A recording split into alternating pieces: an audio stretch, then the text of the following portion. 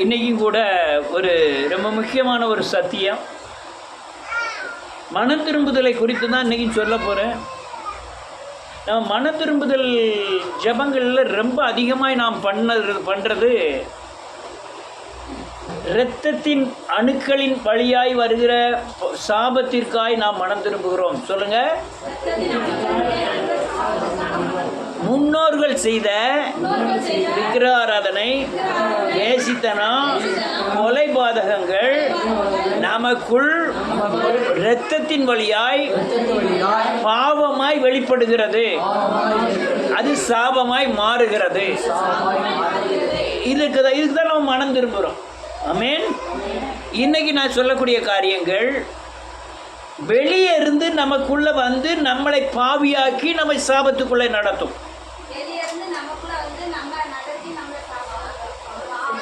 பாவம் செய்ய வச்சு நம்மளை என்னத்துக்கு சாபமாய் மாற்றும்.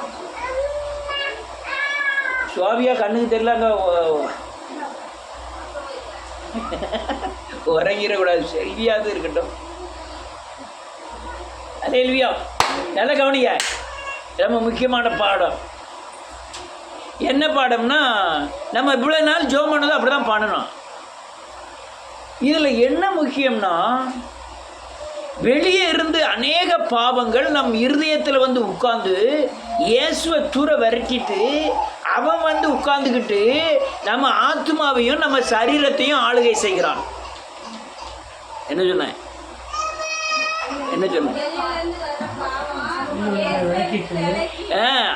ஆவியானவரை நம்மளை என்ன செஞ்சிருந்தான்?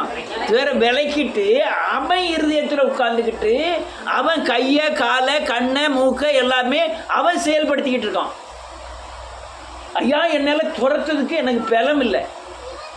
ஆனால் எப்படி பலம் வரும்னா, அந்த இடத்துல இயேசுவின் ரத்தம் தெளிக்கப்பட்ட அந்த பிசாசுக்கு இடம் இல்லை. இப்போ அது நம்ம எப்போ ரத்தம் தெளிக்கப்படுகிறது அல்லது பூசப்படுகிறது என்றால், நாம் என் கண்ணினாலே செய்கிற பாவத்துக்காக நான் மனம் திரும்பும் போது, மனங்கசந்து அதை உணர்ந்து மனங்கசந்து அறிக்கை செய்யும் பொழுது என் கண்களிலே ரத்தம் தெளிக்கப்படுகிறது.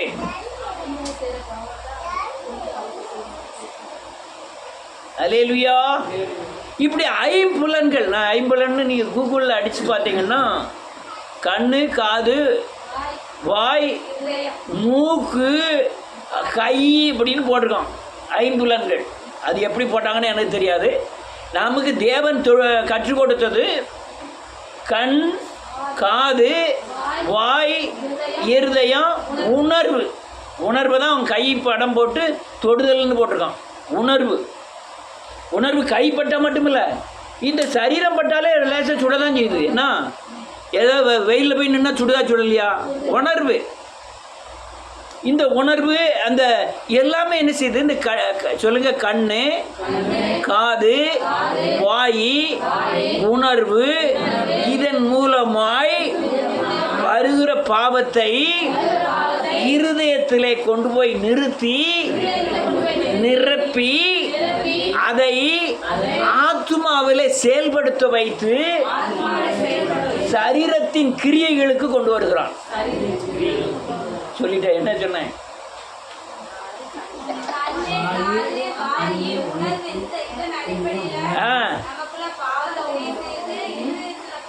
நிரப்பிடுறான்,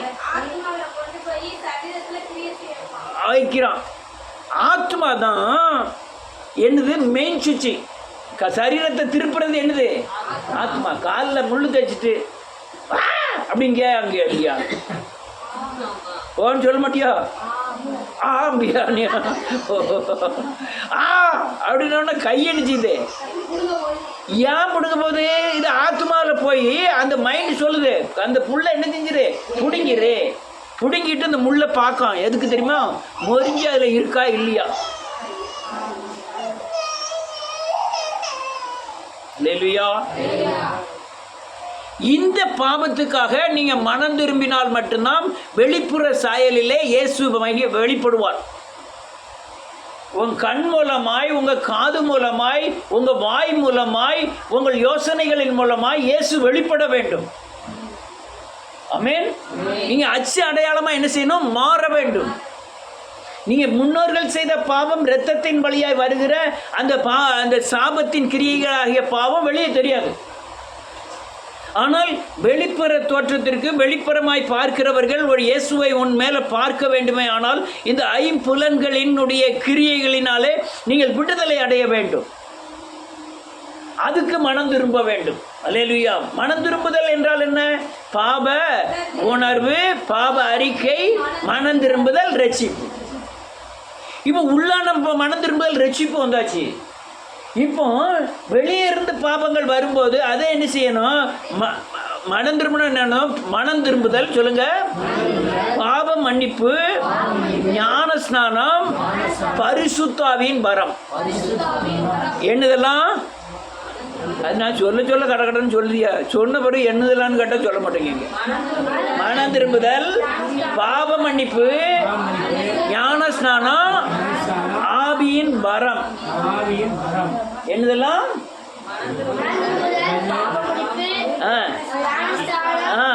ஆவியின் வரம். வரம் ஆவியின் வரம்னா நீங்கள் பேய் துரத்து, நாய் துரத்து அதுக்கு பேரக்கூடாது. நீங்கள் பரிசுத்தாவி பெற்றிருப்பதே வரம். என்னது? பரிசுத்த வரம் உங்களுக்கு தேவையா? அடுத்தவங்களுக்கு தேவையா? எனக்கு என்னை ஆத்மாவை காப்பாற்றிக்கிட்டதுக்கு எனக்கு வரம் தேவை. அது மிச்சம் மிஞ்சாடி இருந்ததுன்னா அடுத்த ஆள் கொடுக்கலாம். ஐ மீன் என்னை பலப்படுத்துறதுக்கு எனக்கு வரம் தேவை. என்னை பிசாசின் கண்ணிக்கு விலக்கி காத்து கொள்வதற்கு, இந்த உலகத்தின் பிடிகளுக்கு விலக்கி காத்து கொள்வதற்கு எனக்கு வரம் தேவை. அல்லேலூயா. அது இதில் தான் இருக்குது. நீ மனம் திரும்புதல்னாலே ஞானஸ்தானம் மனம் திரும்பி பாவ மன்னிப்பின் நிச்சயத்தை பெற்று ஞானஸ்தானம் பெற்று அப்பம் பரிசுத்தாவின் வரத்தை பெறுவீர்கள். இந்த மனம் திரும்புதல் என்ன? இந்த ஆத்துமாவிலே சொல்லுங்க. ஆத்துமாவிலே இப்படி சொல்லணும். இருதயத்தில் நிரப்பினவைகள் இந்த ஐம்புலனின் கிரியைகள் ஆத்மாவிலே உந்தப்பட்டு, அதாவது உந்தப்பட்டுன்னா என்னது? தீவிரப்படணும். ஏவப்பட்டு சரீரத்திற்கு வருவதற்கு முன்பாகவோ வந்த பின்பாகவோ உணர்ந்து அறிக்கை செய்து விட்டு விடுதல் மனம் திரும்புதல். நல்லா சொன்னீங்க. கடைசியில் எப்படி என்ன சொன்னோம்னு அல்லேலூயா. எல்லாம் எங்கே போய் ஸ்டார்ட் ஆகிருக்கு? ஆத்மாவில். ஆத்மாவில் எதுக்கு இருக்குது? என் சரீரத்தில் கிரியைகளுக்கு அனுப்புவதுக்கு சமயம் பார்த்து வஞ்சிக்கிறதுக்கு ரெடியாக இருக்குது. நீங்கள் ஒரு கண்களினால ஒரு இச்சையை பார்த்தீங்க, இருதயத்தில் நிரப்பப்படுகிறது, ஆத்மாவில் செயலுக்கு இருக்கிறது இருந்து கொண்டு சமயம் பார்த்து உன்னை வஞ்சிப்பதற்காக எங்கே இருக்கு? ஆத்மாவில், எண்ணத்தில், யோசனையில் அது உட்கார்ந்துக்கிட்டு அந்த நேரங்கள், அது ராத்திரியாக இருந்தாலும் சரி 12 மணிக்காக இருந்தாலும் சரி அதனுடைய செயல்பாடுகளை நிறைவேற்றும். இதை நிறைவேற்றக்கூடாதபடி நீங்கள் விடுதலை ஆவதற்கு ஒரே வழி, ஆத்மாவில் என்னெல்லாம் பதிஞ்சிருக்கோ அவ்வளோத்தையும் இரத்தத்தினால என்ன செய்யப்படணும்? கழுவப்படும். அப்படி கழுவப்பட்டால் உங்கள் ஐம்புலன்கள் அடக்கப்படும். எல்லாருக்கும் ஐம்புலன்கள் தீமையான காரியங்களை செய்வதில்லை. எல்லாருக்கும் அநேகருக்கு ஐம்புலன்கள் தீமையான காரியங்களை செய்கிறது. ஒரு சிலருக்கு கண்ணு மட்டும் ஐம்புலன்களை தீமையான காரியங்கள் செய்யும். சிலருக்கு காது மட்டும் நல்லா டேஸ்டாக காட்டிக்கிட்டு இருக்கோம். கண்ணு என்ன அந்த ஐஃபோனை பார்த்துக்கிட்டே இருக்கும், கேம் பார்த்துக்கிட்டே இருக்கும். ஒரு பையன் நேற்று டிவியில் போட்டான், 3வது மாடியிலேருந்து குதிச்சிட்டான். அந்த டாஸ்க் என்னமோ 3வது மாடியிலேருந்து குதிக்கணுமா. 17-18 வயசு பையன் நினைக்கிறேன். அதுக்காண்டி அந்த பையங்களை அந்த இதெல்லாம் ரொம்ப அதிகமாக பார்க்க விடக்கூடாது, அதிலே மூழ்கிடுவாங்க. அந்த பையன் படிப்பில் ஃபஸ்ட்டு, கேம்லேயும் ஃபஸ்ட்டு. அவன் ரூமில் உட்காந்து அவ்வளோத்தையும் பார்த்துக்கிட்டே இருந்திருக்கான். அந்த கேமில் டாஸ்க் என்னென்னா இந்த 3வது மாடியிலேருந்து குதிச்சிடணும்னு சொல்லியிருக்கான் போல் கொடுத்தேன். அவன் சொன்ன உடனே மேலேருந்து குதிச்சிட்டான் ஒரே பையன். அல்லேலூயா. சொல்லுங்க. என் மனசை வேத வசனத்தை மட்டும்தான் ஆளுகை செய்யணுமே தவிர உலகத்தின் சக்திகள் ஆளுகை செய்யக்கூடாது. அதை புரிஞ்சுக்கணும். ஆட்சி அல்லேலூயா. இந்த மனம் திரும்புதல் என்னன்னா அர்த்தம்? மனம் திரும்புதல்னா வேத வசனத்துக்கு விரோதமாக இருக்கிறத விட்டுட்டு தேவ வசனத்துக்கு நேராக என் ஆத்மாவையும் எண்ணத்தையும் திருப்புதல் தான் மனம் திரும்புதல். இல்லைன்னா இப்படி சொல்லுங்க, வேத வசனத்துக்கு விரோதமாக இருக்கிற எல்லா காரியங்களையும் விட்டு சொல்லுங்க, வேத வசனத்திற்கு நேராய் என் எண்ணங்களையும் என் செய்கைகளையும் திருப்புவதே மனம் திரும்புதல். மனம் திரும்புதல் அடுத்து ஜெபம் பண்ணா போதுமா? என் மனசை எங்க திருப்ப வேண்டியது இருக்கே? தேவன் பக்கம், வேத வசனத்தின் பக்கம் என் மனசை திருப்பணும். பொய் சொல்லாதிருப்பாயாக சொல்லிட்டேன். இந்த பொய்யை ஐயா, இந்த பொய்க்கு நான் மனம் திரும்பலை, ஆனால் அந்த பொய் கொலைக்கு கொண்டு விட்டுறோம். கண்களின் இச்சை வேசித்தனங்கள் கொண்டு விட்டுறோம். நீங்கள் கண்களின் இச்சை வரும்போதே மனம் திரும்பலைன்னா அது வேசித்தனமாக மாறிடும். அப்போ நீங்கள் இந்த வெளியே இருந்து வர்ற பாவங்கள்லாம் இங்கே இருதயத்தில் வந்து ஸ்டோர் ஆகி அது டபுள் ஆக்கப்பட்டு ஆத்மாவுக்கு செல்லுகிறது. மனசில் பதிய வச்சிருந்தான். ஒரு கெட்ட காரியத்தை உங்கள் வாழ்க்கையில் செய்திருப்பீங்க, அது நோக்கமாக இருந்தது, அது மேலே பிரியமாக இருந்ததுன்னா அந்த நேரங்கள் அந்த காலங்கள் வரும்போது ஆட்டோமேட்டிக்காக உங்கள் மனம் எடுத்து கொடுக்கும். அல்லேலூயா. எடுத்து கொடுக்குமா கொடுக்காதா? கண்டிப்பாக கொடுக்கும். நீங்கள் ஆனால் தேவ சமூகத்தில் போய் அழுது மனம் திரும்பி தேவனை போல் அந்த இடம் மாறிட்டுன்னா அதிலிருந்து நீங்கள் தப்பித்து கொள்வீர்கள். மனம் திரும்புதல்னா என்ன? நீங்கள் பரிசுத்த ஆவியை திரும்ப பெறுவதுதான் மனம் திரும்புதல். மனம் திரும்புதல்ல என்ன? நீ அந்த இடம் இயேசுவை போல மாறுவதுதான் மனம் திரும்புதல். மனம் திரும்புதல் என்ன? பாவ பேயின் பிடியிலிருந்து விடுதலையாகி ஆவியானவருடைய ஆளுகைக்கு உட்படுவதுதான் மனம் திரும்புதல். அல்லேலூயா. அதனால ஒன்று சேர வேண்டும், எல்லாம் ஒன்று சேரணும். நான் வேத வாசிக்க ஜெபம் பண்ணுதேன், அல்லேலூயா, பரிசுத்தமாக இருக்கிறேன், இதெல்லாம் கண்டினியூவாக இருக்கணும். நீங்கள் வேத வாசிக்கிறீங்க, கோவப்படுதீங்கன்னு வச்சுடுவோம், நீங்கள் வேத வாசிச்சே பிரயோஜனம் கிடையாது. நீ இல்லைன்னா ஒன்று வேத வாசிக்கிறேன் கோவப்பட்டுட்டேன், இது கோபம் தப்புங்கிற மாதிரியாவது உங்களுக்கு தெரியணும். கோபம் எங்கேருந்து வருது? வெளியே இருந்து வருதா உள்ளே இருந்து வருதா? உள்ள போய் செயலாகுது. அல்லேலூயா. நீ இதாவது தெரியணும், இது கோபம் பிசாசின் தண்டனை, நான் அந்த கோபத்துக்குள்ளே போயிட்டேன், இது ஆண்டவருக்கு உதவாது, இது நான் செய்தோம்னா ஆவியானவர் எனக்கு தங்க மாட்டாருங்கிற எண்ணம் உங்களுக்குள்ள என்ன செய்யணும்? இருக்கணும். அல்லேலூயா. ஒரு வசனத்தை வாசிப்போம்.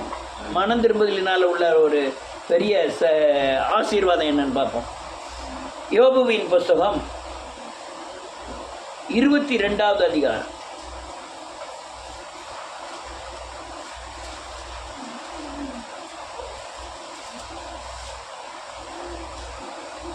இருபத்தி 22வது வசனத்திலிருந்து 21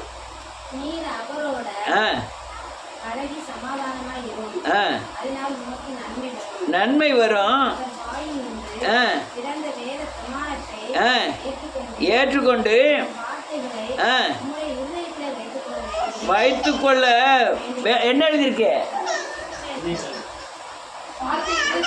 அவருடைய வார்த்தையை நம்ம இருதயத்தில் வைக்கணும். வைத்துக் கொள்கிறேன். ஆமீன். என்ன எழுதிருக்கியா?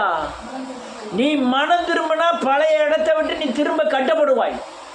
கட்டப்படுதுன்னா சிமெண்ட் வச்சு கட்டுவா, அது சீவஜமாதி ஆயிரும். அது இல்லை, உன் கிறிஸ்துவ ஜீவியம் கட்டப்படும். அடுத்தல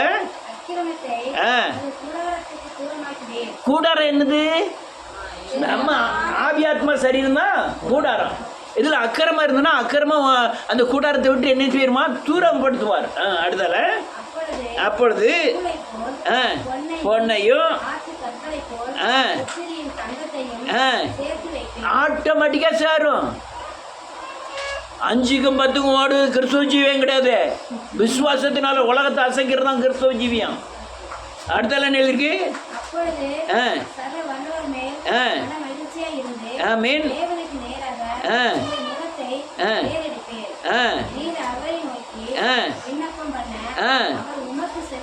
செவி கொடுப்பார். அப்பொழுது ஆ நீர் உம்முடைய ஆமென் பொருத்தனைகளை ஆமென் செலுத்துவீர். நீர் ஒரு காரியத்தை நல்ல கழுக நீர் மனம் திரும்ப என்ன ஆசீர்வாதமா, நீர் ஒரு காரியத்தை நிர்ணயம் பண்ணினால்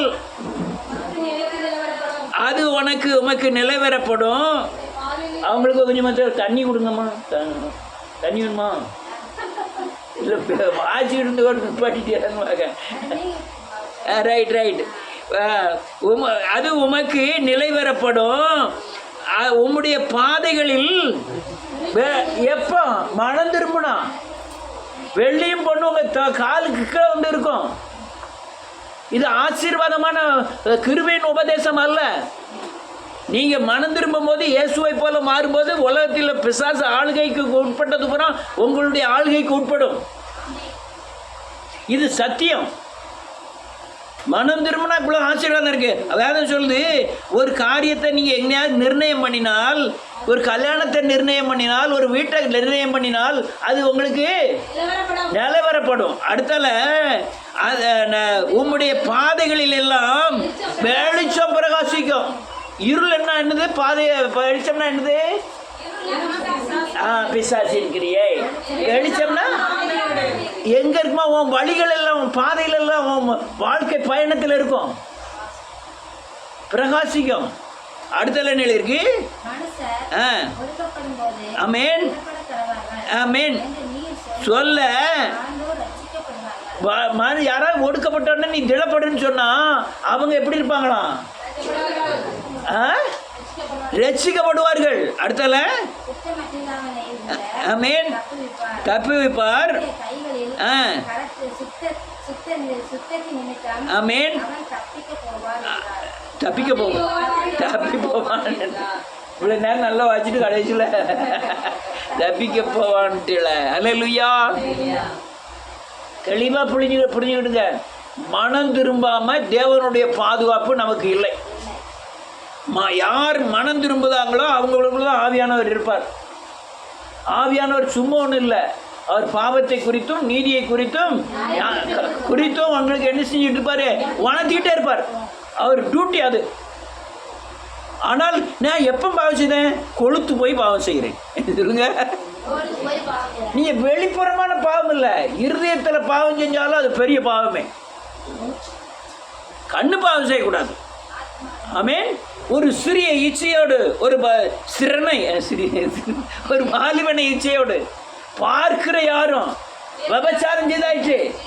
உன் கண்ணு அவுட் ஆனா இது சரீரத்துக்கு அல்லையா, சரீரத்துக்கு உண்டான பெரிய பாவமாய் கருதப்படுகிறது. அல்லேலூயா. கண்ணு சுத்தம் ஆனும். ஆமென். இப்போ ஒரு கண்ணு தான் உங்கள் வாழ்க்கை. உன் கண் உனக்கு உன் சரீரத்துக்கு என்னமா இருக்கும்? விளக்கா இருக்கிறது. கண் இருளாக இருந்தால் சரீரம் முழுக்க இருளாக இருக்கும். உன் வாழ்க்கையில் வெளிச்சமாக நீ நடக்கணும்னா கண் வெளிச்சமாக இருக்கணும். அடுத்தால எழுதிருக்கு. இன்னொரு வசனத்தை வாசிப்போம்.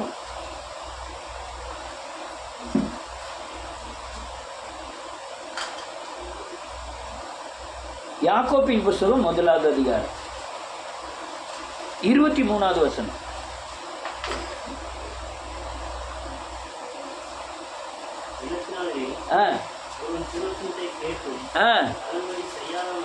ஒருவன் திருவசனத்தை கேட்டு அதன்படி செய்யாதவனே ஆனால்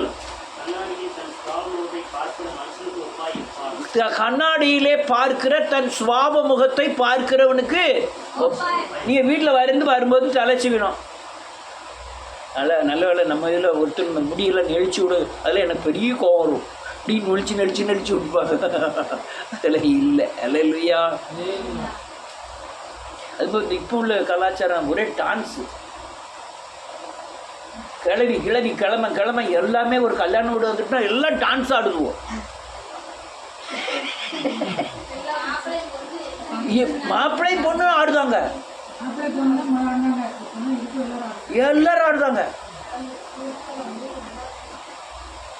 மதுரையில் ஒரு கல்யாணம் நடந்து எங்கள் அக்கா அம்மாவெல்லாம் போயிருக்கா. எங்கள் அக்கா அம்மாவை டான்ஸ் ஆடினது அதெல்லாம் போட்டு விட்டுருக்கா வீடியோவில். நல்ல வேலை அன்னைக்கு ஜபச்சின் லேட்டாக போயிட்டான். அவனையும் இழுத்துருப்பான். நான் அதான் போயிட்டு வந்தவரை நினச்சேன். நல்ல வேளை இந்த பிள்ளை கையில் அம்பிடாமல் போயிட்டான் அப்படின்ட்டு. அல்லேலூயா. எனக்கு இந்த டான்ஸை கண்டா பயங்கர கோபமாக இருக்கும். இப்போ உள்ள கலாச்சாரம் என்ன தெரியுமா? 30 வயசு பொண்ணு 22 வயசு பையனை கல்யாணம் முடிக்கதான் கலாச்சாரம். அல்லேலூயா, அல்லேலூயா, அல்லேலூயா. நல்ல நல்ல கண்ணுங்க. ஐயா, என் கண்ணு தப்பு செய்யுது, என் காது தப்பு செய்யுது, என் வாய் கெட்ட வார்த்தை பேசுது, இவ்வளோ வசனத்துக்காக மனம் திரும்ப மாட்டேன். கர்த்தர் என்ன செஞ்சிருவார் என்னைய? ஆமாம், வாசிப்போம். சங்கீதத்தின் புத்தகம் சங்கீதம் வாசிப்போம். ஆமாம், 7வது அதிகாரம் 7வது சங்கீதம் 12வது வசனம். அவன் மனம் திரும்பாவிட்டால்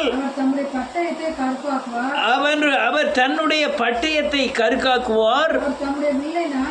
நானேற்றி நல்ல காணுங்க, வில்லு ரெடியா இருக்கு. பட்டயத்தை என்ன செய்வாராம்? கருக்காக்குவார்னு அர்த்தம். எந்த பட்டயம் நீங்க வச்சிருக்க? அருவா காத்து கோடாலி அது இல்லை. வசனம் என்னும் பட்டயம். மனம் பொருந்தி செவி கொடுத்தால் தேசத்தின் மாட்டோம் என்று எதிர்த்து நிற்பீர்கள்.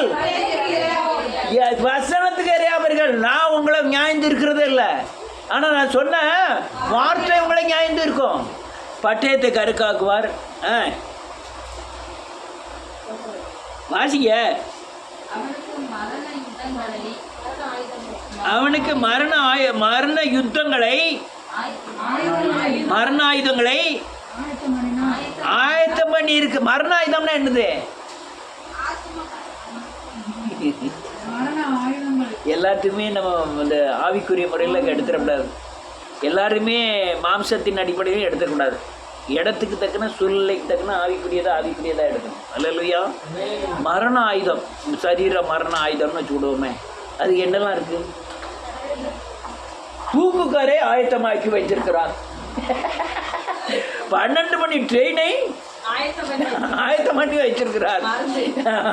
அடுத்தால் மருந்தை ஆயத்தமாகி வைக்க வச்சிருக்கிறார். மரண ஆயுதங்களை ரெடியா வச்சிருக்கிறார். அடுத்தால அவர் அன்பு எப்ப யாருக்கு? இது பூரா யாருக்கு? நான் மனம் திரும்ப மாட்டேன், இப்படிதான் இருப்பேன். எனக்கு தக்கன ஆண்டவர் வளைஞ்சுக்கணும். ஆண்டவருக்கு தக்கனெல்லாம் நான் வளைய மாட்டேன். அவங்களுக்கு என்ன எழுதியிருக்கு? ரொம்ப கொடுமையான வார்த்தைகள் பூராமே. தம்முடைய அம்புகளை அக்கினி அம்புகளை ஆக்கினார். வில்லை நானாற்றி இருக்கிறார், ஆனால் அதில் வைக்கப்பட்டிருக்க அம்பு அக்கினி. அடுத்தால ஆமேன், கற்ப வேதனைப்படுகிறான். ஆமேன். இதுதான் பாவம். எது பாவம்? அக்கிரமம். அக்கிரமம் எல்லாம் பாவம்லாம்.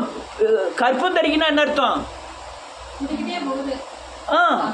பாவம்னா ஒரு சின்ன பாவம் தான். அது என்ன செய்யும்? விரிஞ்சு கற்பம் பார்த்தேன்னா 1 மாதம் 2 மாதம் 3 மாதம் அது மட்டும் பெருசாக ஆகிட்டே போகுது. அதே மாதிரி தான் நீங்கள் செய்கிற பாவங்கள் 4 பேருக்கு செய்யலைன்னு தெரியலன்னு நினைப்பீங்க. அது பாட்டில் ஊதிக்கிட்டே போகும். ஆமேன். கற்பம் தரித்து பொய்யை பெறுகிறான். குழியை வெட்டி அதை ஆழமாக்கினான். தான் வெட்டின குழியிலே அவனே விழுந்துருவான். அர்த்தம் என்ன? என்னை யாருமே கண்டுபிடிக்க மாட்டாங்க. நான் செய்கிற பாவத்துக்கு மனம் திரும்ப மாட்டேன். அப்போ அது குழி வெட்டுறான். யாருக்கு குழி வெட்டுறான்? அவனுக்கு அவனே வெட்டிக்கிட்டான். அல்லேலூயா. அடுத்தால ஆமேன், இறங்கும். ஆமேன். அவ்வளவுதான். மனம் திரும்பாத பட்சத்தில் கர்த்தர் தன் பட்டயத்தை கருக்காக்குவார். அல்லேலூயா. மனம் திரும்பினா ரொம்ப ஆசீர்வாதம் இருக்கு, ரொம்ப விடுதலை. ஒரு வசனத்தை வாசிப்போம். நாளாகமத்தின் புத்தகம் 2 நாளாகமம் 6வது அதிகாரம்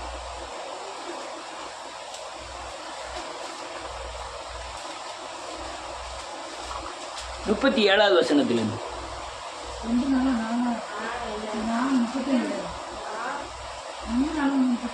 அவர்கள் சிறைப்பட்டு 6வது அதிகாரம் 37. ஆகாயின் குமாரன் ஆ இவன் ஆசேயின் குமாரன் ஆ என் வித்தியாசம் இல்லை, அந்த குமாரன் இல்லை.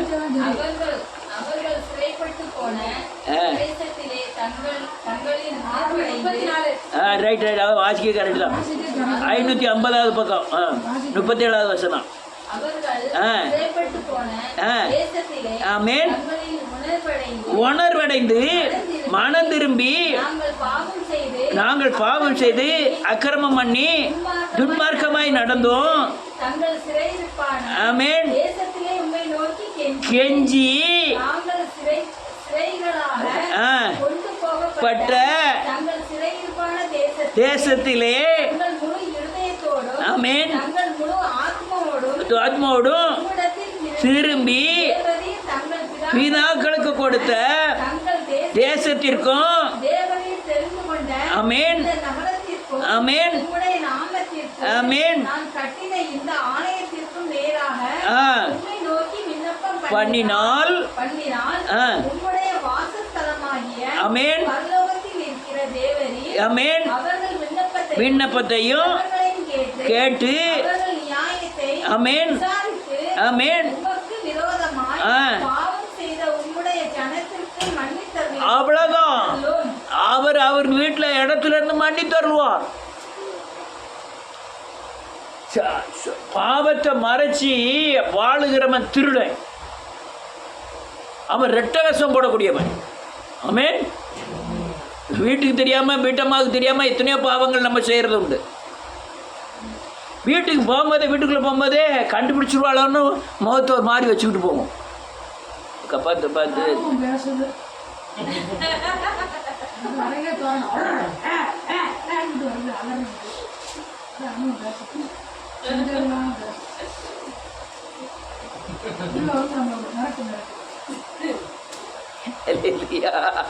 அலேலியா.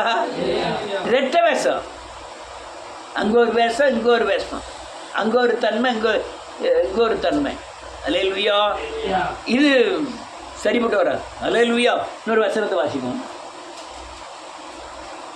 லூக்கா எழுதின சுவிசேஷம் 24வது அதிகாரம் 47வது வசனம். அன்றியும் மனம் திரும்புதலும் பாவ மன்னிப்பும் எருசலேம் தொடங்கி சகல தேசத்தாரும் அவருடைய நாமத்தினாலே ஆமென். வேதம் சொல்லுது, அன்றியும் மனம் திரும்புதலும் பாவ மன்னிப்பும் எருசலேம் தொடங்கி, எருசலேம் எது? தேவாலயம். அது தொடங்கி சகல தேசத்தாருக்கும் அவருடைய நாமத்தினாலே பிரசங்கிக்கப்பட வேண்டும். பிரசங்கிக்கப்பட்டுதான் அப்போஸ்தலர் நடவடிக்கைகளின் புத்தகம் 2வது அதிகாரம் 38வது வசனம்.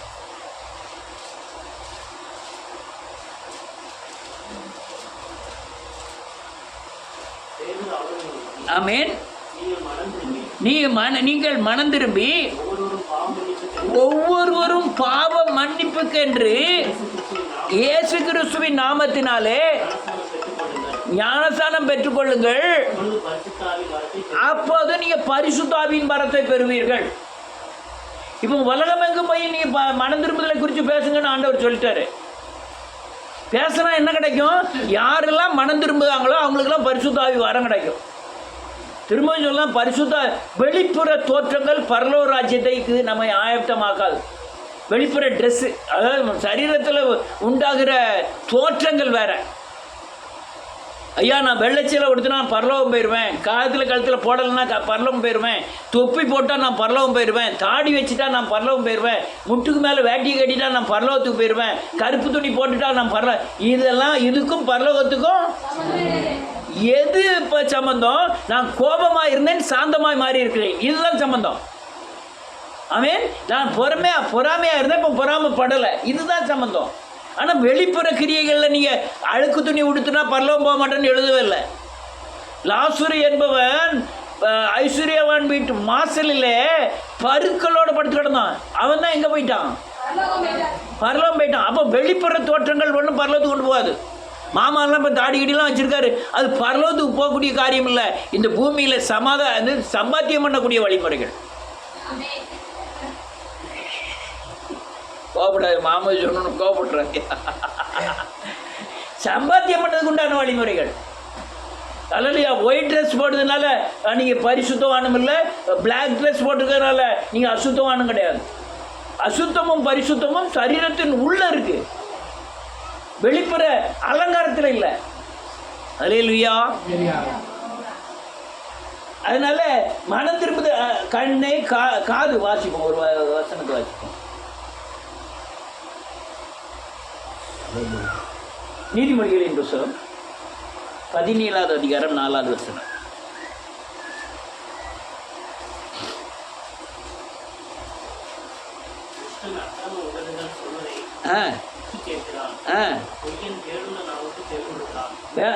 துஷ்டன் அக்கிரம உதடுகளுக்கு சொல்வதை உற்று கேட்கிறான், பொய்யன் கேடுள்ள நாவுக்கு செவி கொடுக்கிறான். அல்லேலூயா. பொய் பேசுனா நம்ம காது கேட்கறது பூரா அந்த பொய் உண்டான இதெல்லாம் கேட்கும். நீ எம்ஜிஆர் ரசிக்கிறா, சிவாஜி ரசிக்கிறா, எம்ஜிஆர் பாட்டு எங்கெல்லாம் போடுதோ அங்கெல்லாம் கேட்பாங்க. இப்போ எம்ஜிஆர்லாம் யாருக்குமே தெரியாது. இவன் அடுத்த தலைமுறை வந்துட்டு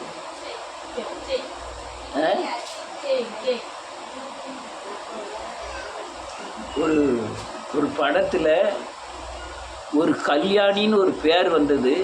இன்னைக்கு வரை இந்தியாவில் தமிழ்நாட்டில் கல்யாணிங்கிற பேர் அதிகம். இப்போ ஏதாவது ஒரு படத்தில் பார்த்துட்டு பேரை வைக்க சொல்லுங்க.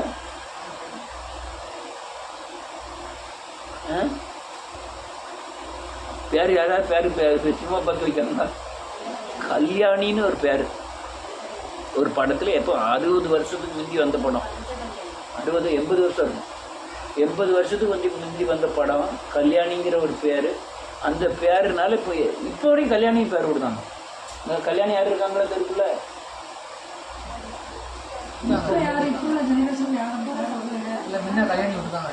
இப்போ எப்படியும் கல்யாணி 4 கல்யாணி இருக்க தான் செய்வா.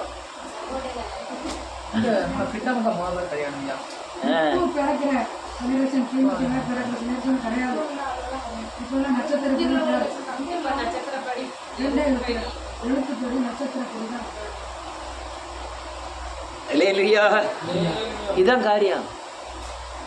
இன்னொரு வசனம் ஏசாயா புத்தகம் 33வது அதிகாரம் 15-16.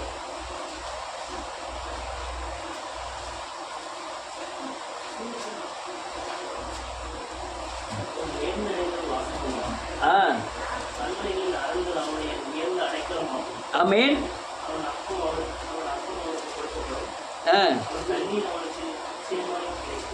கிடைக்கும். 15-16 தானே?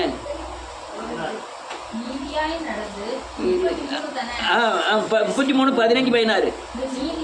நீதியாய் நடந்து செம்மையானவைகளை பேசி இடுக்கண் செய்தால் வரும் ஆதாயத்தை வெறுத்து வாங்காதபடிக்கு உதறி, ஆமென், யோசனைகளை கேளாதபடி செவியை அடைத்து பொல்லாப்பை காணாதபடிக்கு தன் கண்களை மூடுகிறவனோ இடங்களில் வாசம் பண்ணுவான். கண்மலையின் அரண்கள் அவனுடைய அடைக்கலமாகும். ஆமென். அவன் கொடுக்கப்படும் தண்ணீர் அவனுக்கு நிச்சயமாய் கிடைக்கும். ஆமென். பொய் சொல்லாம வாழ முடியுமா? பொய் சொல்லாம வாழ முடியுமா? முடியாது. மனசாட்சி ஒண்ணு அதிகமான பொய் சொல்லாம ஏன் வாழ முடியாது? அந்த உலகத்துல போய் தான் அதிகம் சொல்லுவாங்க. ஆமா, நம்ம சொல்லக்கூடாது. பொய் சொன்னா யார் ஹெல்ப் பண்ணுவா? நீங்க உண்மையா இருக்குன்னா யார் ஹெல்ப் பண்ணுவா? ஆண்டவர் ஜெயிப்பாரா, பிசாசு ஜெயிப்பானா? அப்போ பொய் சொல்லாம வாழ முடியுமா? முடியாதா? அப்ப இப்ப பொய் சொல்லாம வாழ முடியாதுங்க.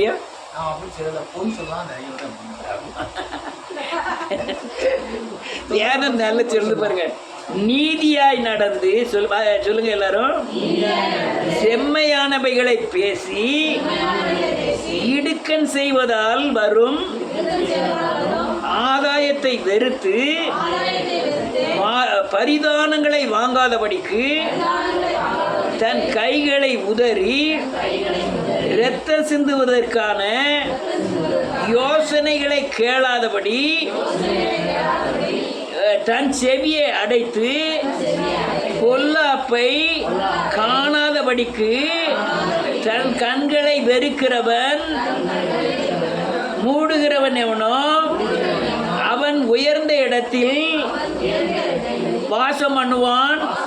கண்மலைகளின் அரண்கள் அவனுடைய உயர்ந்த அடைக்கலமாகும். அவன் அப்பம் அவனுக்கு கொடுக்கப்படும். அவன் தண்ணீர் அவனுக்கு நிச்சயமாய் கிடைக்கும். பொய் பேசினாவா உண்மை பேசினாவா? பொருளாதுக்கு நம்ம அல்லையா செவியை சாய்க்காம இருந்தா நமக்கு கொடுக்குற அப்பா நமக்கு கிடைக்கும். அப்பத்துக்கு தண்ணீர் தான் பொய் சொல்றான். ஆனா ஆண்டவர் வாக்கு பண்ணுறாரு, நீ பொய் சொல்லாம மாதிரி உனக்கு கிடைக்கிற அப்பத்தை நான் கொடுப்பேன். அல்லேலூயா. ஒரு வசனத்தை வாசிப்போம். எப்படி நடக்கிறான் மனுஷன். இது பொய் பேசக்கூடாது, என்னது பொய் பேசக்கூடாதுங்கிறதுக்காக இன்னொரு வசனம் எப்படி நடக்காங்கிறது. ரோமரின் புத்தகம் 3வது அதிகாரம் 11வது வசனத்தில் இருந்து.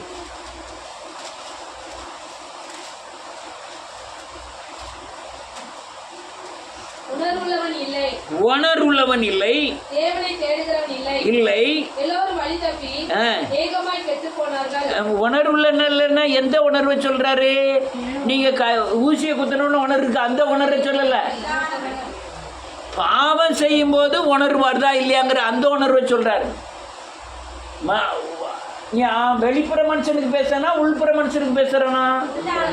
உள்ளான மனுஷன்ல உணர்வு வேணுமா, வெளியான மனுஷன்ல உணர்வு வேணுமா?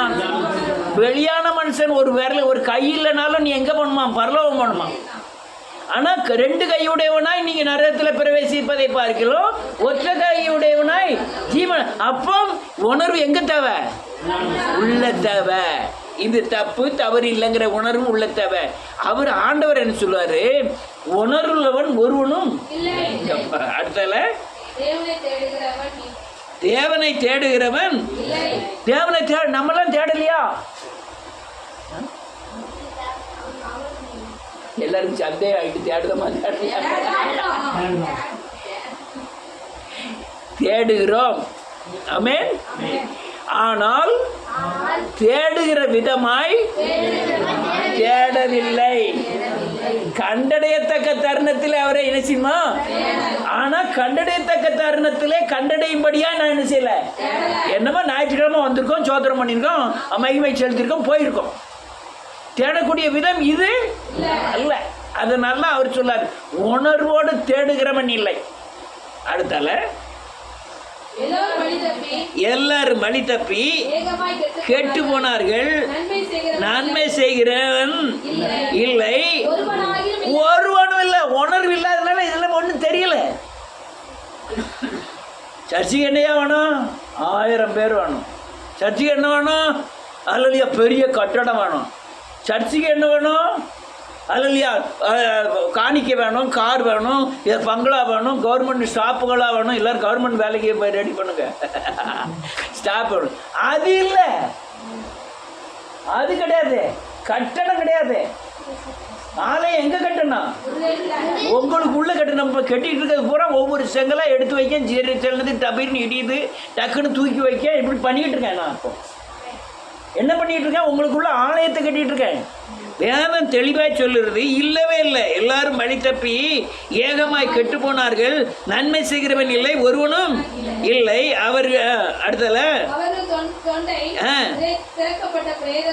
என்னையா என்ன எப்படி எழுதிருக்கு? அவன் வாயை திறந்தாலே பிரேத குழின்னு அர்த்தம். ஒரு மனுஷனை கொண்டு மூடிதான் அர்த்தம். சரீரத்தை இல்ல, ஆத்மாவை. கிறிஸ்துக்குள்ள நாளைக்கு இந்த தாவீது ஐயா வந்திருக்காரு, இவர் நாளைக்கு எப்படி சர்ச்சுக்கு வரணுங்கிறதுக்காக நான் பேசணும், கண்டிக்கணும், போதிக்கணும், அறிவு சொல்லணும், உணர்வு ஊட்டணும், எதையுமே எதிர்பார்க்கப்படாது. அவரை லைன் பண்ணணும். நான் அவரை லைன் பண்ணாமல் நாலு சர்ச்சுக்கு போயிடுங்கன்னா, இல்லைன்னா அவர் கூட சிஎஸ்ஐக்கு போயிருங்கன்னா, சிஎஸ்சி போகிறான்னா அவர் ரெடியாக இருக்காரு சிஎஸ்சிக்கு போங்க, இல்லைன்னா வேளாங்கண்ணியில் போய் ஒரு மொட்டையாக போட்டு வந்திருக்கேன். நீங்கள் எப்படி சப்போர்ட் பண்ணீங்க?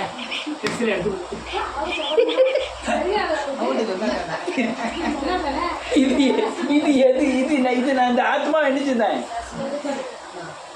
என் தொண்டைன்னா வார்த்தை, பிரேத குழின்னா அவருக்கு குழியை தோண்டுதேன். என்ன குழியை தோண்டுதேன்? இவர் ஆத்மாவே எங்கே மூடுது?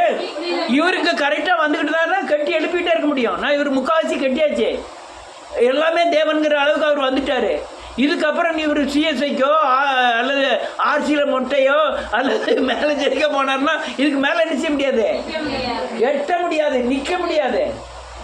அப்போ என் தொண்டை எப்படி இருக்கணும்? பிரேத குழியாக இருக்கக்கூடாது. அடுத்தால வஞ்சனை செய்கிறார்கள், விஷம் இருக்கு.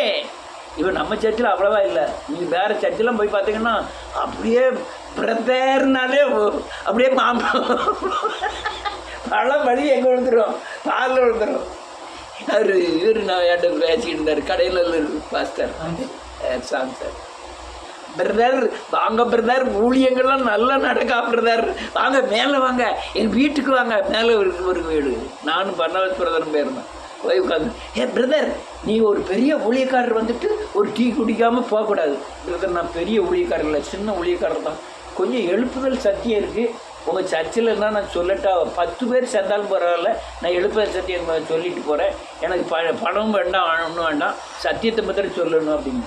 இல்லை பிரதர் நம்ம தலைமை இடம் பக்கத்தில் இருக்குது, திடீர்னு எப்போ வருவாங்க போவாங்கன்னு சொல்ல முடியாது, அதனால் வேண்டாம்.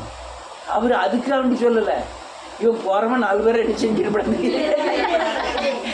தலைமை எடுத்துக்கலாம் அவர் நினைக்கல. இந்த இதை மனசில் வச்சுட்டு அதை சொல்லிட்டு இருக்காரு. அல்லேலூயா. வேதம் சொல்லுது, அவன் நாவில் விஷம்னா என்ன அர்த்தம்? பாம்பின் விஷம் அப்படின்னு சொல்லுவாங்க. இந்த ரெண்டு பேசாதியா இவங்க வாயை திறந்தாலே விஷத்தை கக்குதான்னு என்ன அர்த்தம்?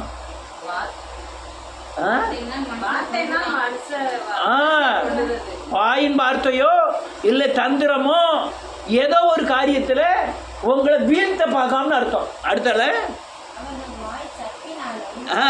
சப்பினாலும்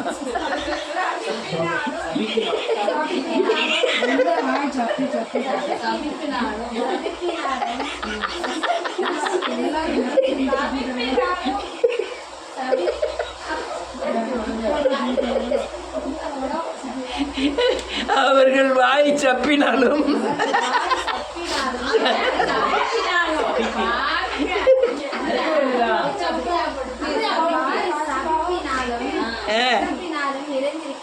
என்ன எழுதிருக்கு? சப்பினாலும் என்ன அர்த்தம்? சபிப்பினாலும் என்ன அர்த்தம்? சபிக்கிறது. எப்போ பார்த்தாலும் என்ன செய்யறது? சபிக்கிறது. நாசமாக போயிடுவேன், அதா போயிடுவேன், இதா போயிடுவேன். சபிப்பினாலும் கசப்பினாலும் ஒரு வார்த்தை பேசுனா போதும் இங்கே குத்தி இங்கே எடுத்துப்பாங்க சில ஆட்கள் பேசும்போது. அடுத்தல அவர்கள் கால்கள் எவனையாவது ரத்தம் சிந்ததுக்கு தீவிரிக்கு. இது யாருக்கு எழுதியிருக்கு? உணர்வு இல்லாதவர்களுக்கு எழுதியிருக்கு. உணர்வு இல்லாதவர்கள் இப்படிலாம் இருப்பாங்களாம். அடுத்தால என்ன எழுதியிருக்கு? நீ அவ கூட போனீங்கன்னா நாசமும் நிர்பந்தமும் உண்டாகும். அடுத்தால ஆமென். அறியாது இருக்கிறார்கள், அவர்கள் கண்களுக்கு முன்பாக பயம் இல்லை, தெய்வ பயம் இல்லை. அல்லேலூயா. அவங்க கண்களுக்கு முன்பாக தெய்வ பயமே இல்லை. 6 காரியத்தை தேவன் இருக்கிறார். 7வதும் கர்த்தருடைய பார்வைக்கு எப்படியானதான்? அருவருப்பானது. அது என்னதெல்லாம்? நீதிமொழிகள் அது எத்தனையில் இருக்கு?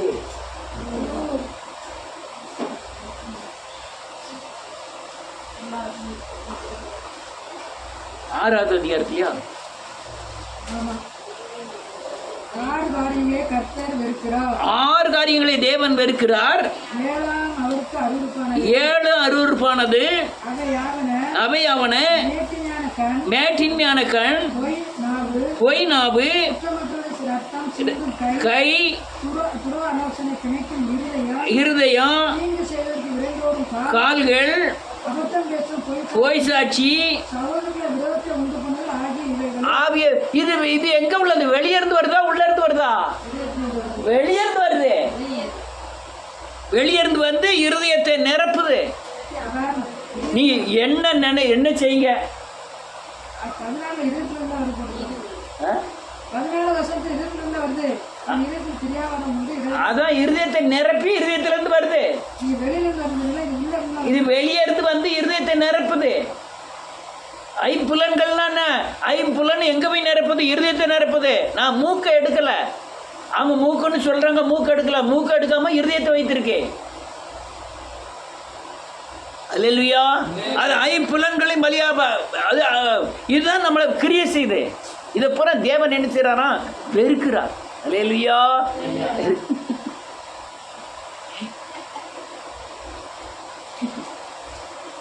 ஐயா, நான் மனம் திரும்ப மாட்டேன்.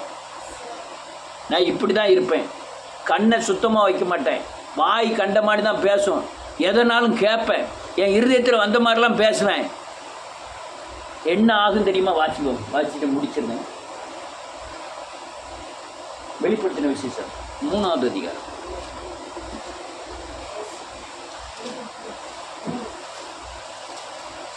19-20. நான்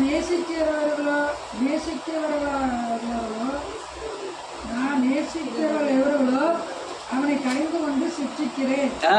ஆகையால் நீ சாக்கிரே என்று மனம் திரும்பு. வேதம் என்ன சொல்லுது? நான் யாரெல்லாம் நேசிக்கிறேன்னா அவங்களெல்லாம் அழலியா என்ன செய்றேன்? கடிந்துக்கிட்டு சிக்ஷிக்கிறேன். அதனால நீ என்ன செய்ய? யார் சிக்ஷிக்கிறாரு? மனம் திரும்புவதற்காக சிக்ஷிக்கிறார். இவன் ஒரு பெரிய அழலியா நம்ம அலைச ஒரு கலெக்டர் ஆக்க போறாங்கன்னு வச்சுக்கிடுவோம். இப்போ எத்தனை கிளாஸ் படிக்க? 7th. நீ நாளைக்கு ஸ்கூல் போட்டு போனவரே நாளை கழிச்சு ஸ்டாலின் ஒரு டெலிஃபோன் பண்ணி நாளைக்கு தான் தென்காசி மாவட்டத்துக்கு அலைக்ஸ் தான் கலெக்டரு அப்படின்னு சொல்லுவாங்களா? ஏன்? படிக்கணும், கரையம் கட்டணும், என்னெல்லாமோ இருக்குது. அதில் ஓடணும், பரீட்சை எழுதணும், படிக்கணும், எல்லாமோ இருக்குது. அப்போ அவ்வளவு உருவாக்குதல். நம்மளை இவ்வளோ காரணம் சங்கடப்படுத்தினா என்னதுங்க? ஆளுகையை கொடுக்குறதுக்கு புடமிடப்படுகிறோம், நம்ம சோதிக்கப்படுகிறோம். சும்மாலாம் ஒருத்தர் ஒன்றும் செஞ்சிட முடியாது. அதனால தான் வேதம் என்ன செய்யுது? என்ன சொல்லுது? நான் நேசிக்கிறவர்களே அவர்களோ அவர்களை கடிந்து கொண்டு சிச்சிக்கிறேன். ஆகையால் ஜாக்கிரதையா இருந்து மனம் திரும்பு. வேத வசனத்துக்கு நேராக சொல்லுங்க. ஐம்புலன்களும் இருதயத்தின் யோசனைகளும் ஆத்மாவின் எண்ணங்களும் சரீரத்தின் நடக்கைகளும் மாறுவதற்காக நம்முடைய மனம் திரும்புதல் அவசியம். மனம் திரும்புதல் அவசியம். அடுத்தல என்ன எழுதிருக்கு? நான் இதோ வாசல்படியிலிருந்து தட்டுகிறேன். ஒருவன் என் சத்தத்தை கேட்டு கதவை திறந்தால் அவனுக்குள் நான் பிரவேசித்து அவனோடு நான் போஜனம் பண்ணுவேன். போதும். நீங்க மனம் திரும்பினா உங்களுக்குள்ள தேவன் தங்க ஆரம்பிப்பாரு. போஜனம்னா என்ன? வேத வசனத்தை உங்களுக்கு எடுத்து கொடுப்பாரு. வேத வசனத்தை நீங்க அவர்கிட்ட கேட்க முடியும். இதுக்கு அர்த்தம் என்ன, இதுக்கு அர்த்தம் என்னன்னு கேட்க முடியும். நான் பெரிய பெரிய ஊழியக்காரர்களுடைய அநேக பிரசங்கங்களை கேட்டிருக்கேன். அப்படியே மாம்சமாக தான் பேசிக்கிட்டு இருக்காங்க, அப்படியே மேலோட்டமாக தான் பேசிக்கிட்டு இருக்காங்க. உள்ள கருத்தை பேசினதே இல்லை. அப்போ எதுக்கு பிரசங்கிக்காங்க? சரீரத்துக்கு பிரசங்கிக்காங்க. ஆவிக்கு என்ன செய்யலை? பிரசங்கிக்கல. உள்ளான மனுஷனுக்கு பிரசங்கிக்கலை. 100 வசனத்தை வச்சுப்போம். 2வது வசனம் 3வது வசனம் அதே 3வது அதிகாரத்தில் விழித்துக்கொண்டு சாகிறதுக்கு ஏதுவாய் இருக்கிறவைகளை ஸ்திரப்படுத்து. உன் கிரியைகள்